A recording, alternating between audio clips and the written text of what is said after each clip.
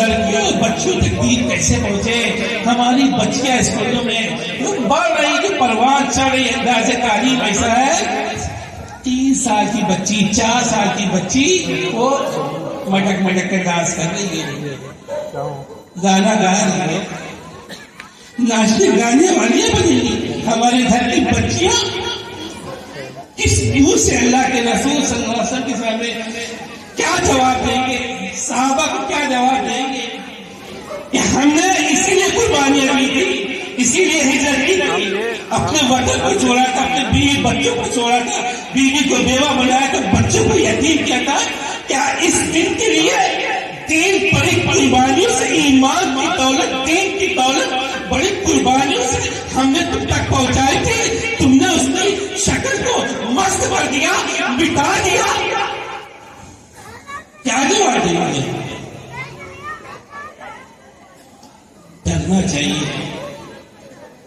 اللہ کیا پکڑ ہوگی بہت سخت پکڑ ہوگی۔ اللہ نے قرآن میں فرمایا ہے اس کو مخاطب کر کے یا ایھا الذین آمنوا، اے ایمان والو، اے مسلمانوں، اے مومنوں، اسی آیت سے میں نے اپنی بات شروع کی تھی اور اسی آیت میں اپنی بات کو مکمل کرتا ہوں۔ انفسکم واہلیکم نارا، کہ تم اپنی حفاظت فرماؤ، اپنے ایمان کی حفاظت فرماؤ اور اپنے آپ کی حفاظت فرماؤ، اپنے عہد و حیات کی حفاظت فرماؤ۔ اللہ کے حبیب نے فرمایا ہے کہ جو قوم، جو تم میں جانکار لوگ ہیں، دین کی معلومات رکھنے والے ہیں، وہ ناجاننے والوں کو سکھائیں۔ یہ علماء لوگوں کو مخاطب کریں اور امت کو مخاطب کر کے کہا جو نہ جاننے والے ہیں، جن کے اندر دین کی سمجھ نہیں ہے، دین کی فکر نہیں ہے، وہ جاننے والوں سے سیکھیں۔ اللہ کے حبیب آگے فرما رہے اگر ایسا نہ کیا تو میں تم کو خود سزا دوں گا۔ کیوں کہا؟ ایک ایسا دور آئے گا جس میں ایمان کی ڈکیتیں داری جائے گی، ایمان کو لوٹا جائے گا، مرتد کیا جائے گا۔ پہلے سنتے تھے یار دعوت تبلیغ میں وہ لوگ محنت کر کے سب بتاتے تھے ایمان بہت بڑی دولت ہے، بہت بڑی، سب سے بڑی دولت ہے۔ آج اپنی آنکھوں سے دیکھیے ایمان کا سودا کیا جا رہا ہے کہ نہیں کیا جا رہا ہے؟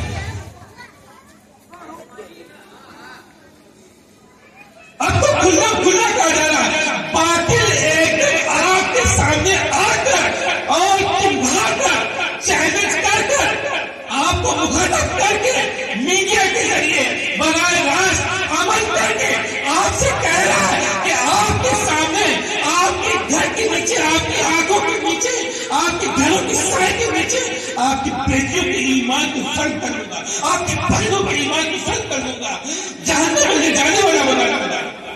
جو کر سکتے ہو کر لو، کچھ نہیں کر پاؤ گے تم غافل ہو چکے ہو، تم ماتھے پرست ہو چکے ہو، تمہارے اندر موت کا خوف آ چکا ہے، وعدہ آ چکا ہے، دنیا کی محبت اور مال کی محبت اور موت کا خوف تمہارے دلوں کے اندر سرایت ہو چکا ہے۔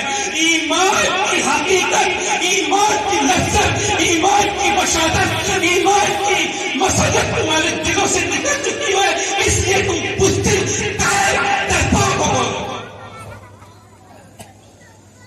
ایمان کی حفاظت کی فکر کی تمہیں پرواہ نہیں۔ اے ایمان والو، اپنے آپ کو بچاؤ، اپنی حفاظت کرو اور اپنے ایمان کی حفاظت کرو۔ اگر ایسا نہیں کرو گے مٹ جاؤ گے۔ برما کا کیا حل ہوا؟ حضرت نوح علیہ دور اندیش تھے، ان کی نگاہیں اللہ تعالیٰ نے کشف اٹھا دیتا ہے۔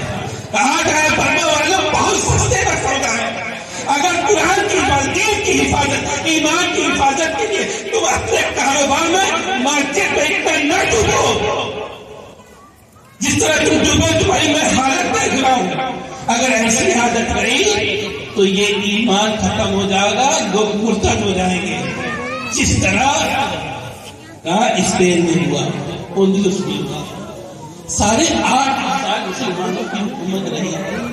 کیا ہوا؟ دین کی محنت چھوڑ دی گئی، ایمان کی محنت چھوڑ دی گئی، کیا ہوا؟ وہ آپ کو واپس ہو گئے۔ تو میرے محترم بزرگوں دوستوں، آپ سے میں درخواست کرتا ہوں کہ ایمان کی حفاظت، دین کی حفاظت کی یہ ایک کڑی ہے، یہ وہ کڑی ہے، یہ ایک وہ سریا ہے، دین کا ایک قلعہ ہے حفاظت کا۔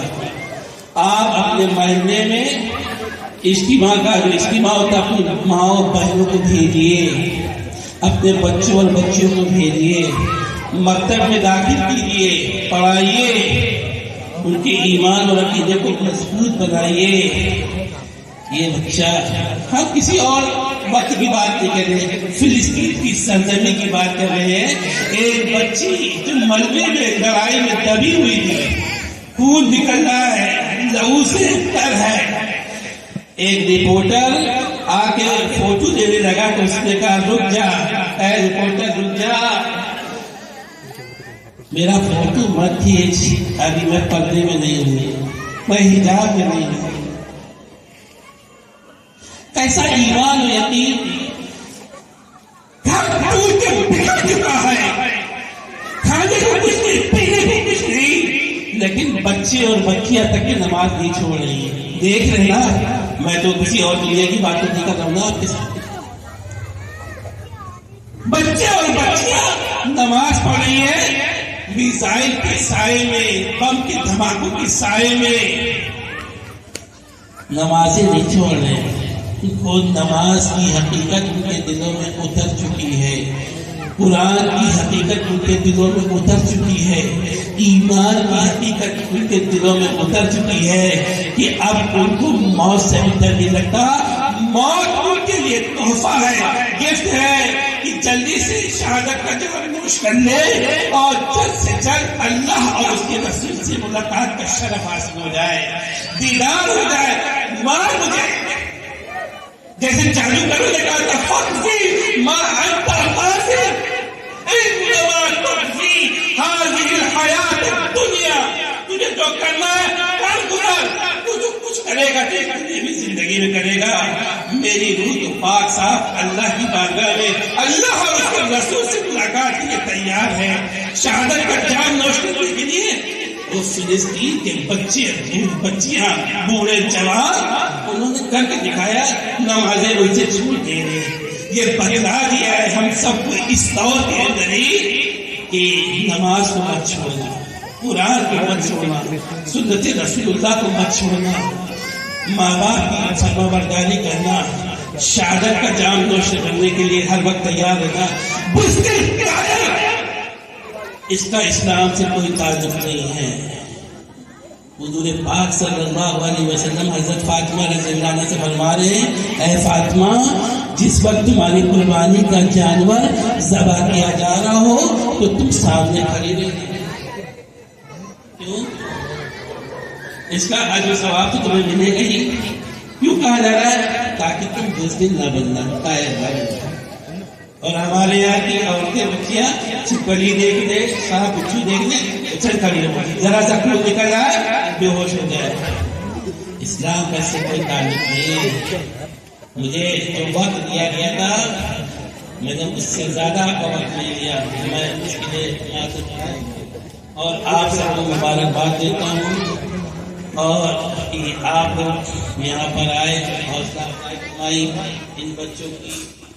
یہ بچے، بیٹیاں نسلوں کی تربیت کرتی ہیں اور بیٹے نسلوں کے نگہبان ہوتے ہیں۔